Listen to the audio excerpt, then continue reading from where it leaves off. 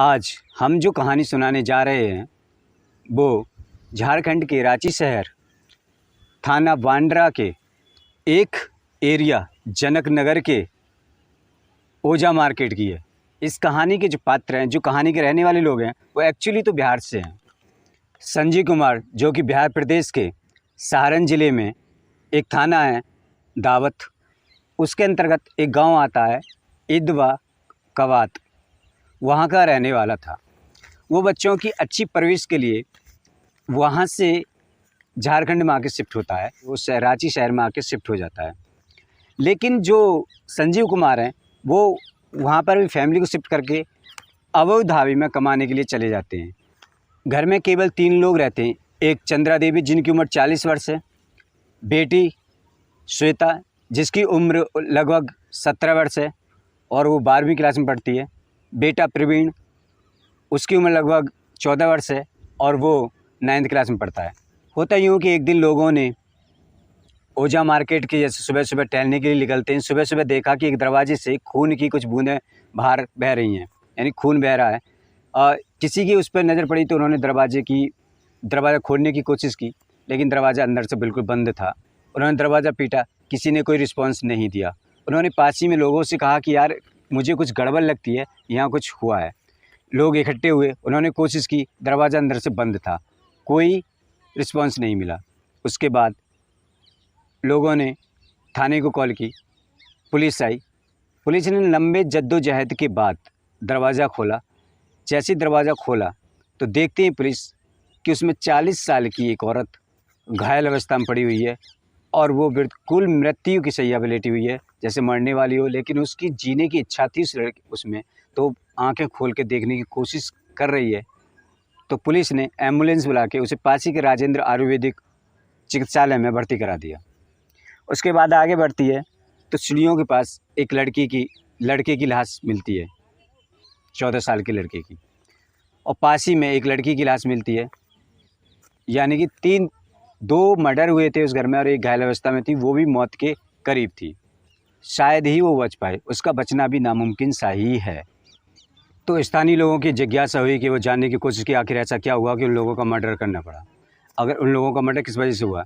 Police ने छानबीन अपनी तफसील जारी की और छानबीन की तो उन्हें पता चला कि एक लड़का जो अर्पित नाम का, जो 19 साल का था, वो इस घर के आसपास के चक्कर लगाता था। लोगों ने कई बार उसको वहाँ के चक्कर लगाते हुए देखा था घर के। पुलिस अब उस अर्पित की तलाश में जुट गई। अर्पित जो कि उसी के क्लासमेट था जो लड़की मारी गई थी। अब पुलिस ने उसकी छानबीन की। ऐसा कोई एरिया नहीं था जहाँ पुलिस ने दिन रात एक न किया हो। आसपास के क्षेत्र, आसपास के राज्यों में पुलिस ने ढूंढा ढांडी शुरू कर दी। अर्पित को अरेस्ट करके अर्पित से पूछताछ की जाती तो वो बताता, साहब मेरे और श्वेता के बीच में अवैध संबंध थे। उसकी माँ को इस बात से ऐतराज़ था और हम दोनों एक दूसरे से बहुत प्यार करते थे। उसकी माँ मुझको लेकर हमेशा ही खफा रहती थी। जितना उसकी माँ मुझसे नफ़रत करती थी उतनी श्वेता मुझसे मोहब्बत करती थी, और हम दोनों के बीच में उतनी ज़्यादा मोहब्बत थी जितनी वो हमसे नफ़रत करती थी।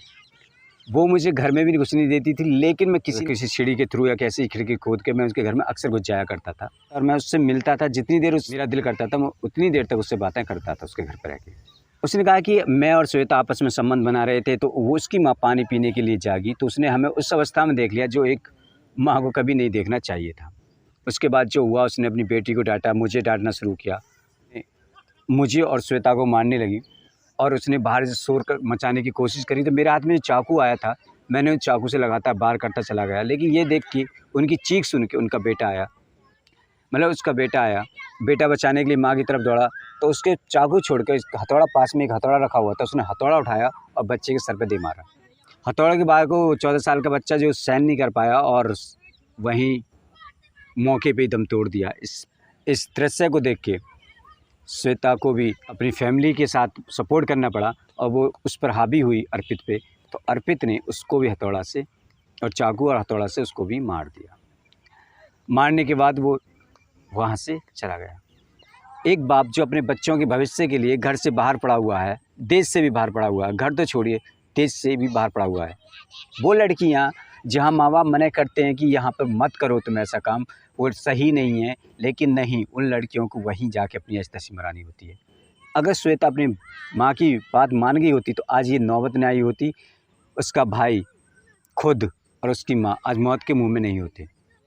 इश्क, मोहब्बत और प्यार सारी चीज़ समझ में आती हैं, लेकिन यार शरीर संबंध, किसी की इज्जत को तार तार कर देना, ये कौन सा समझ में आता है। ये लड़कियों की सबसे बेवकूफ़ी वाली बातें होती हैं जो किसी अन्य लड़के को अपने घर में घुसा के उसके साथ अपने ये कर रही हैं।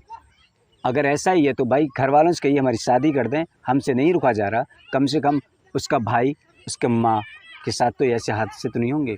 ये एक नहीं अनगिनत कहानियाँ होती हैं, सेक्स के लिए लड़कियाँ अपने घर वालों को मरवा देती हैं, और यही हुआ इस कहानी में भी। महज एक सेक्स ही तो था और तो कुछ नहीं था उस लड़के के साथ में।